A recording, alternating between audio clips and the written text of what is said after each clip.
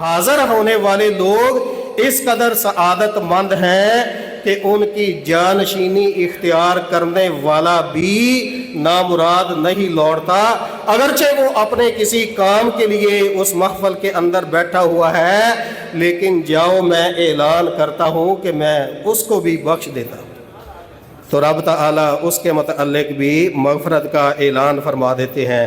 एक दूसरी हदीस के अंदर आता है कि ये वाली जो महाफिल और मजालिस होती हैं, इनके ऊपर अल्लाह ताला की तरफ से सकीनत उतरती है, और अगरचे ये महफिलें फर्श ज़मीन पे सजी होती हैं, लेकिन रब ताला इन महफिलों के तज़किरे और इन महफिलों की वजह से फ़ख्र अर्शे बरी पर फरिश्तों के दरमियान कर रहे होते हैं।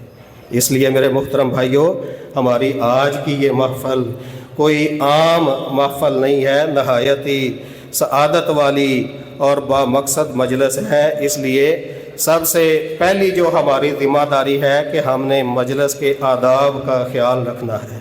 अभी कुछ देर के बाद उलमाए किराम के कीमती बयानात शुरू होने वाले हैं, तो मैं अहबाब से अपील करता हूँ कि अपने अपने मोबाइल फ़ोन साइलेंट कर लें। इधर उधर चलने फिरने की बजाय, इधर उधर झांकने की बजाय तवज्जो के साथ उलमा के बयानात सुनें।